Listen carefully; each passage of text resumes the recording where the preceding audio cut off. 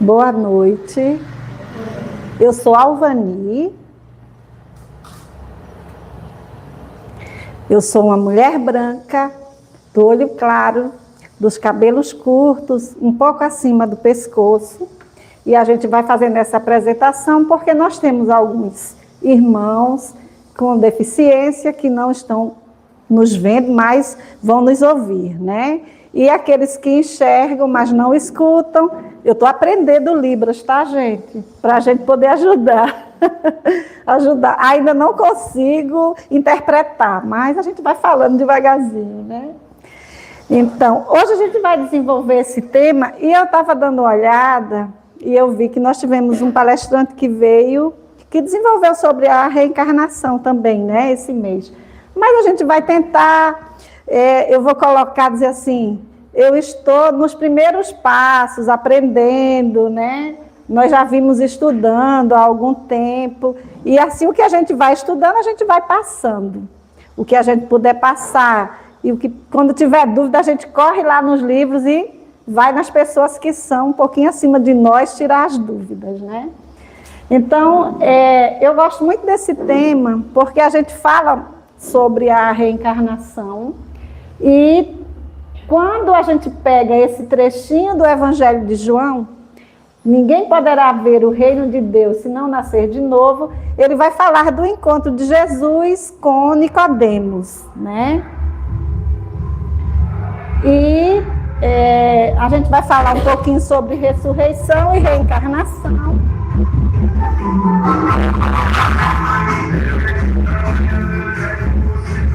E no encontro de Jesus com Nicodemos, eu fiz apenas um recorte que ele vai falar.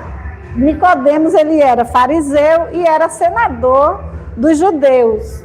E ele vai se encontrar com Jesus, e olha o detalhe, ele vai se encontrar com Jesus à noite, quando não tem ninguém lá do templo que vai observar, porque ele está fazendo uma transgressão ao que ele prega, né? Porque ele é senador e ele também pertence ao templo dos judeus. E ele faz a seguinte pergunta a Jesus: Mestre, sabemos que vieste da parte de Deus para nos instruir. Ele vai falar mais algumas coisas, e que ninguém poderia fazer os milagres que faz se Deus não estivesse com ele. Aí Jesus responde: em verdade digo, ninguém pode ver o reino de Deus se não nascer de novo. E Nicodemos, ele vai demonstrar a dúvida dele e diz: como pode um homem já velho renascer? Pode tornar a entrar no ventre de sua mãe para nascer uma segunda vez? E Jesus vai responder: o que é nascido da carne é carne, o que é nascido do espírito é espírito. O espírito sopra onde quer e ouve sua voz, mas não sabes de onde ele vem, nem para onde vai. O mesmo se dá com todo homem nascido do espírito. E ele vai falar com Nicodemos, Nicodemos continua perguntando, e no final, Jesus vai dizer: pois que tu és um homem da lei, e tu não conheces isto? Se eu estou te falando da coisa material, da questão material, se eu for falar da espiritual, você vai compreender, né? No final é mais ou menos isso que ele fala com Nicodemos, e ele vai dizer: quando a gente vai falar do material, a gente está falando de todo o processo do nascimento, da questão embrionária, da formação, que depois vai haver a junção com o espírito. E ele tenta explicar para Nicodemos a questão da alma, que aquele corpo que nasce, ele tem uma alma, que estava dentro do que as pessoas poderiam compreender naquela época, né? E os judeus, ele acreditava, há um certo tempo ele acreditava na reencarnação. Aí houve as mudanças lá do Evangelho, e eles vão falar sobre a ressurreição, que a ressurreição é voltar à vida no mesmo corpo, que vai estar lá no Evangelho, no capítulo 4, item 4. E o caso de ressurreição mais divulgado é a ressurreição de Lázaro, que Lázaro ele morre, Jesus está fora, e ele é muito amigo da família, e as irmãs de Lázaro entram em contato com Jesus, porque naquela época, como até hoje nós ainda temos, ainda existe a questão, Lázaro era o único varão da casa. Então era aquela pessoa que era responsável pela família, e esse pilar morre, desencarna. E Jesus vem, recebe a notícia, mas ele vem tranquilo, porque ele não sente que Lázaro morreu, né? E quando ele chega, ele diz, Lázaro não está morto. E ele ordena que Lázaro saia do túmulo, ele levanta e vem andando com o corpo material. Após terem se passado alguns dias que ele está considerado morto. E o outro caso, evidentemente vão ter vários, mas vai ser o próprio Jesus, né? A ressurreição de Jesus. Só que, diferentemente, Lázaro, ele vem e toca. Não sei se vocês lembram, quando a gente vai lá olhar, lá na Quaresma, nessa questão da encenação. Jesus, quando Maria Madalena encontra com ele, quando ele ressuscita, ele diz, não me toque, porque eu ainda não fui até o meu Pai, né?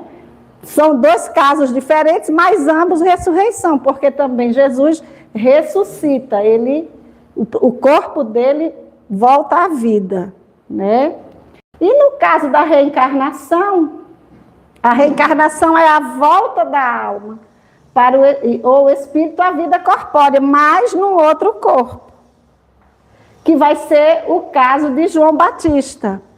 João Batista, na própria Bíblia, na hora da transformação, Jesus está lá conversando, faz a tenda para conversar com os profetas, e Elias também vem.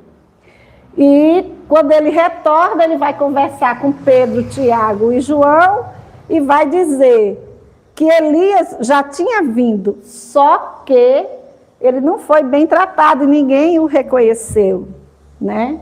Então, no caso de reencarnação, e um outro também muito interessante, é o caso de Francisco de Assis, que eu não sei se vocês conhecem, existe um livro, Francisco de Assis, de João Nunes Maia, um médium, o espírito miramês, que eles falam que Francisco de Assis é a reencarnação de João Evangelista, né? Que João é muito interessante, é um livro muito bonito, eu gosto, é um livro bacana, que ele vai contar o final da vida do João, do apóstolo João, e o retorno dele como Francisco. E você vai ver que tem muita coisa parecida, porque João, já no final da vida, ele já tinha um contato maior com os animais. E Francisco vem com isso, né? Ele vem, não, eu tenho que reerguer a igreja. Então, é um outro caso de reencarnação. E em Leon Denis, no livro O Problema do Ser, do Destino e da Dor, ele vai falar sobre as vidas sucessivas. Ele vai dizer que a evolução do ser indica um plano e um fim, a perfeição. Não se realiza em uma única existência, mas na pluralidade de existências, onde consiga, através de suas diversas condições de educação e do seu progresso, com seus próprios esforços, lutas e sofrimentos, atingir sua redenção. Por quê? O nosso caminho, a gente busca a perfeição, né? Não é que nós seremos perfeitos nessa existência ou em quantas existências a gente passe, mas que a gente vai caminhar para que nessas existências a gente consiga evoluir. Essa é a ideia da reencarnação. E ele vai falar também lá, o nosso futuro está em nossas mãos. E as nossas facilidades para o bem aumentam na razão direta dos nossos esforços para o praticarmos. Leon Denis, ele não era espírita a princípio. Ele veio depois de um tempo para o espiritismo e ele tem uma obra vasta, né? O problema do ser, do destino e da dor é apenas um dos livros dele. E nós vamos ter em Caminho, Verdade e Vida, o capítulo 110, que também ele vai falar sobre as vidas sucessivas, que vai estar lá em João também, no próprio capítulo 3, que vai dizer: não te maravilhes de haver dito, necessário vos é nascer de novo, Jesus. Que vai fechar aquele ciclo que a gente, da conversa que ele teve com Nicodemos, né? Se vocês se interessarem, é muito boa, eu fiz apenas um recorte, mas é uma leitura maravilhosa, tá? Vocês fiquem... Eu até trouxe o livro, que é este livrinho aqui, Caminho, Verdade e Vida, tá? E a gente vai falar um pouquinho sobre a justiça da reencarnação. Lá no Livro dos Espíritos, ele vai dizer, na pergunta 171, a questão 171, ele vai dizer: em que se baseia o dogma da reencarnação? E ele vai discutir, vai discorrer sobre o tema e vai dizer que esse dogma ele vai se basear na justiça de Deus, no que o Pai, o bom Pai, nosso Deus, deixa aos filhos uma porta aberta. É uma oportunidade de evolução e felicidade. Que todos nós somos filhos de Deus e todos os espíritos tendem à perfeição, né? E na doutrina da reencarnação, ele vai dizer que consiste em admitir para o homem muitas existências sucessivas, justiça de Deus para com os homens de formação moral inferior, todos nós, né? Que ainda estamos por aqui aprendendo. E o homem tem consciência de sua inferioridade e aure na reencarnação uma esperança consoladora. Hoje, nós estamos aqui para evoluir. E a gente tem a esperança que um dia nós vamos melhorar. Já dizia o nosso amigo Beto, né? Beto Melo, quer dizer, um dia todos nós seremos anjos e a gente está caminhando. Não sei quando, mas a gente vai chegar lá. E quais são os limites da encarnação? Ele vai falar, lá no Evangelho segundo o Espiritismo, do ponto de vista material, ela vai se limitar aos mundos inferiores. Se você como espírito, atingir o mundo superior, você não retorna, a não ser que você peça e você queira, né? O que a gente aprende nos estudos. Depende do espírito libertar-se rapidamente, trabalhando por sua purificação. Depende de sua situação quando desencarnado e sua ligação com o grau de adiantamento e natureza do mundo. Lá São Luís vai falar isso para nós, né? E a necessidade da encarnação, necessária para a evolução moral do espírito, que a gente já vinha lá comentando, auxilia no desenvolvimento da inteligência, justiça para com todos, pois temos a mesma obrigação e temos a mesma liberdade de proceder. Depende de nós o que a gente já tinha visto antes naquele slide. O nosso valor, o que nós queremos. A gente quer permanecer, porque também fala que a gente não volta para um mundo mais inferior do que nós estamos.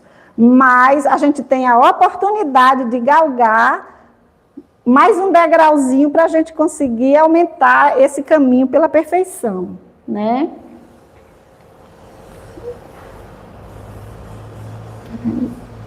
Tarefa imposta pelo Criador para suas primeiras experiências de livre-arbítrio. Também São Luís vai nos dizer isso.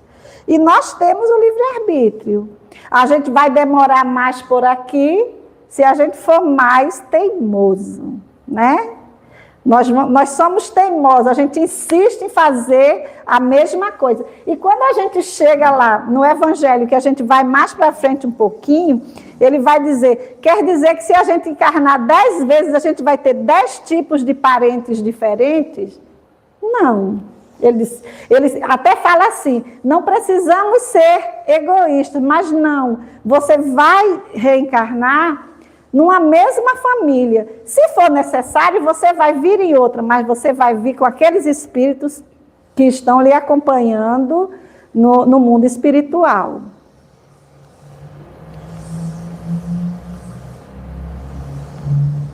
E quem é o nosso modelo e guia, né? Então, nós temos Jesus como nosso modelo e guia, que Kardec vai falar que Jesus constitui o tipo de perfeição moral que a humanidade pode aspirar na Terra. No livro Filosofia Espírita, também do Espírito Miramês, salienta que Jesus é o mensageiro do céu que domina o verbo de luz e serve de canal para o próprio Criador. Então, esse é o nosso modelo. Independente de que vertente religiosa a gente pertença. Hoje nós ainda temos as vertentes religiosas que acreditam na ressurreição. E a gente precisa respeitar, porque cada um tem o seu espaço, tem o seu tempo para evoluir, né? E cabe a nós, como seres livres, seres pensantes, com o nosso livre-arbítrio, aceitar as diferenças entre todas as vertentes religiosas, ou não. Como diz Pedro Paulo, falta chegar aqui o quê, Pedro Paulo? Um ateu é? Pronto. Aí a gente já conversa e a gente começa a compreender que esta pessoa pensa diferente de nós, né? E a gente ter sempre em meta isso, nós como cristãos, porque nós vamos conhecer pessoas de várias outras religiões e que não acreditam em Jesus, mas tem um outro modelo, tem um profeta ou algum outro que ele segue, que vai levar ao bem, né?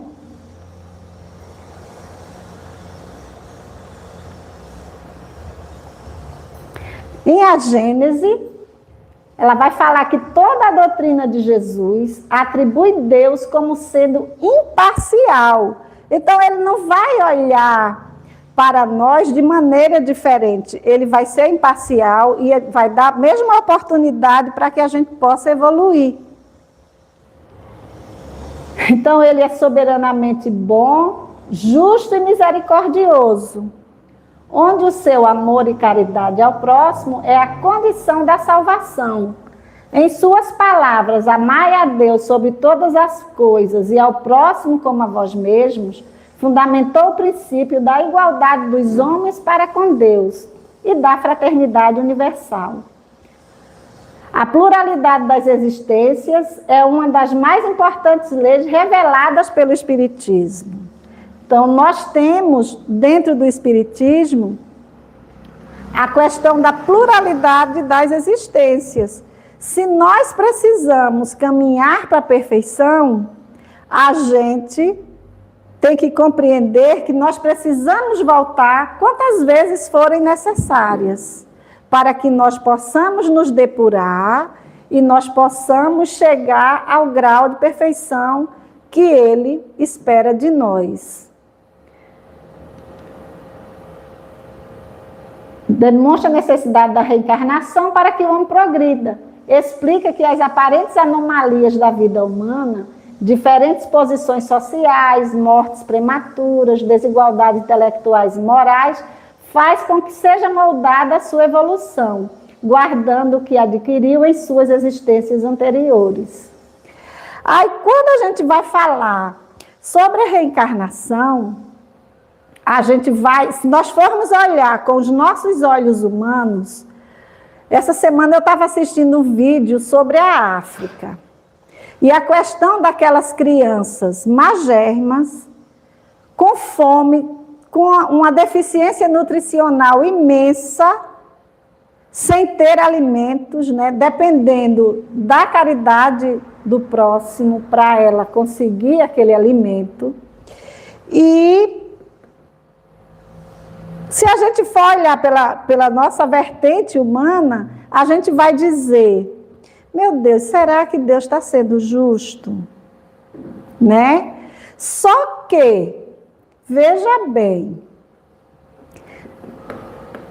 nós que estamos ao lado dessas pessoas, nós estamos tendo a oportunidade de ajudar esse espírito a progredir. Se nós pudermos levarmos o pão, levarmos os nutrientes necessários para que essas crianças consigam evoluir, porque a desnutrição, minha gente, não é fácil. Ela não vai dar oportunidade de desenvolver do ser humano. E a gente vê isso. E nós temos aqui a nossa amiga Elza, que faz um trabalho belíssimo, junto com a comunidade bem necessitada aqui de Esperança. Qual de vocês já estiveram lá? Eu sei que tem um pessoal que trabalha diretamente com ela. Vocês conhecem esse trabalho que é feito aqui? Todos conhecem? Então está ali. Aquele irmão é o que mais necessita do nosso olhar, mesmo que seja o alimento material. Mas a gente está ali crescendo junto com eles. Esse é o sentido da nossa encarnação. Porque o homem, se você veio com a possibilidade de ter mais um pouco, não falta alimento na sua mesa, que são necessidades básicas. Não falta o teto sobre sua cabeça. A nossa amiga, quando fez o exórdio lá, que ele vai agradecer, ele agradece pelo teto, mesmo que não tenha um teto, ele está agradecendo pela oportunidade de estar aqui. E a gente tem que aproveitar, é como a gente fala muito no popular, de ter a oportunidade de transformar os limões que a vida nos dá e fazer uma deliciosa limonada. E com essa limonada a gente vai lá, com aquela sopa que é feita, que é entregue para essas famílias, você está tendo a oportunidade de estar junto, você está vendo a necessidade. Muitas vezes, eu digo sempre, quando a gente chega na casa espírita ou em qualquer outro espaço, numa escola, que você recebe aquelas crianças que muitas vezes chegam na escola sem ter o café da manhã. Qual é a aprendizagem que essas crianças vão ter? Né? Então, da mesma forma, a gente escuta muita crítica. Ah, mas é uma família pobre, por que teve tantos filhos?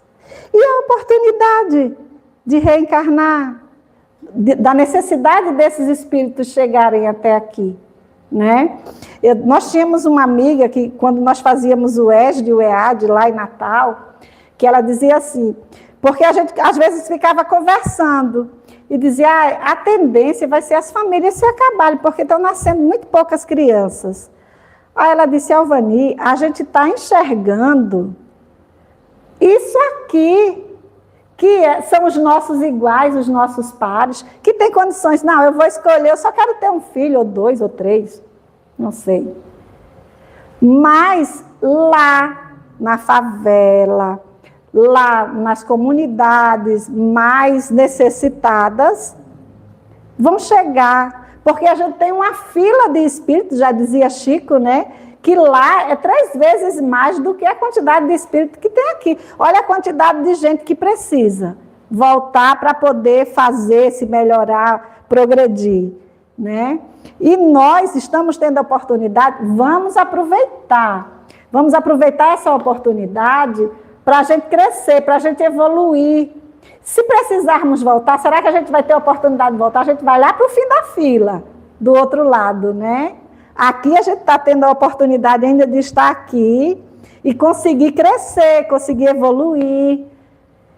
E é isso, gente. Eu agradeço demais a atenção de vocês. E daqui o que a gente fala sempre, né? Nascer, morrer, renascer, progredir sempre. Tal é a lei. Agradeço demais a atenção. Eu espero ter levado um pouquinho do conhecimento, um pouquinho do que a gente estuda para vocês. Fico à disposição e a gente vai estudando juntos. Vamos aí destrinchando o Evangelho junto, tá? Obrigada.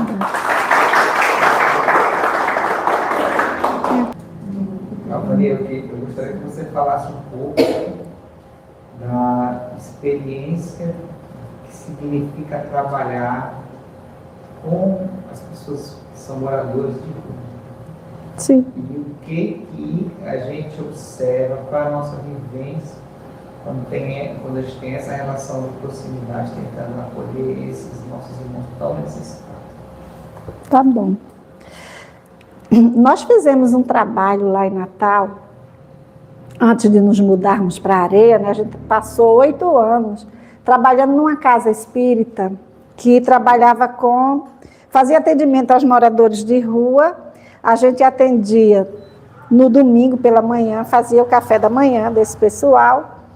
E nesse dia era o dia que eles tinham a oportunidade de tomar um banho, de cortar o cabelo. Só que nós tínhamos 20 fichas para fazer esse trabalho, esse atendimento de corte de cabelo, porque a gente, como em todo local, falta muito voluntário, né? Então a gente tinha já aqueles voluntários que vinham para fazer esse atendimento. E era muito interessante, porque muitos vinham para ter um teto na cabeça e descansar naqueles momentos. Evidentemente, estava com fome, né? Eles tinham as histórias de vida muito sofridas, muito complicadas. E nós tínhamos um morador de rua que foi muito especial para a gente, que nos ensinou muita coisa. Ele tinha, o apelido dele era Galego, o nome dele acho que era José Antônio, e ele era daqui da Paraíba, de Campina Grande. Mas quando você chega, você começa a conversar com o morador de rua, dependendo do tempo que ele está na rua, ele perde esse vínculo, além de perder o vínculo familiar, ele perde os documentos, porque desaparece deles andarem. E a gente vai identificar que a casa deles é o que anda com eles. Que eles não estão mais ligados a bens materiais, né? E nós tínhamos esse rapaz galego, soro positivo, cheio de ferida, daquele sarcoma de capose da AIDS, né?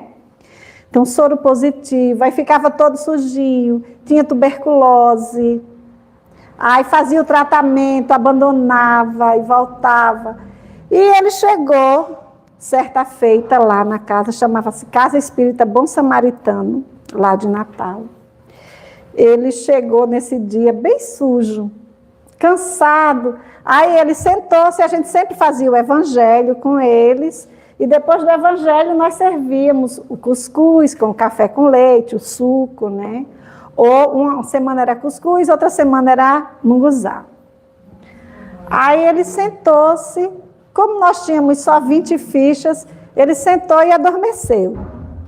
Aí começou uma confusão dos outros, porque disse, mas eu queria tomar um banho, eu queria cortar o cabelo, e eu não consegui pegar a ficha. E vai para lá, vem para cá. Aí ele acordou no meio do burburinho. Cleuber estava tomando conta da entrada dos banheiros, que lá era um espaço bem pequeno que nós tínhamos. Aí ele disse, mas o que é que está acontecendo? Por que vocês estão brigando? Não, porque a gente queria tomar banho, não tem mais ficha, não sei o quê. Ele pegou a fichinha dele, disse, tome minha ficha, pode usar. Eu tomo no próximo domingo. Aí, para você ver a grandeza dessa pessoa, né? Porque na necessidade dele, ele estava extremamente necessitado. Mas ele entregou a ficha dele para acabar com uma contenda entre os colegas dele de rua. Aí, nesse dia, atendeu todo mundo e, no final, a gente atendeu ele tomou o banho dele, porque a gente dava o banho, dava uma roupa limpa, um tênis, alguma coisa, sempre tudo usado, porque se a gente desse qualquer coisa que eles pudessem trocar, troca. Mas, assim, foi das maiores lições que nós recebemos na nossa vida, esses 8 anos que nós trabalhamos nessa casa. Nós tínhamos um outro morador de rua também, que era muito rebelde. Se ele estivesse chateado com a gente, ele jogava o pão na gente, jogava o café, jogava a roupa. A gente tinha que sair do meio para não levar a porrada, né? Mas você vai compreender, você vai verificar as questões psicológicas dessa pessoa. E entra no que a gente discutiu, né? Nós não podemos julgar quem está ascendendo, quem está mais embaixo. Às vezes aquele que está mais embaixo está mais elevado do que a gente, né? E esse outro rapaz, Chagas, ele foi morar nas ruas, ele tinha 6 anos de idade. Quem educou ele foram as ruas. Aí você começa a conversar, quando nós saímos de lá, ele já ficava aborrecido se algum outro dos atendidos lá fossem grosseiros com a gente. O que é? Por que vocês estão tratando o pessoal mal? Ele conseguiu colocar aquilo dentro dele, né? Esse nosso colega, morador de rua galego, ele desencarnou em 2005. Foi antes da gente vir para cá. E assim, minha maior frustração foi porque a gente não conseguiu dar um enterro digno para ele. Porque nós não conseguimos localizar a família. Aí ele não tinha documento, aí nós não poderíamos resgatá-lo do SVO, né? Do Serviço de Verificação de Óbito. Aí ele foi enterrado, normal, mas sem nome, sem identificação. E acontecia muito isso. Nós tínhamos muita gente que chegava nas ruas.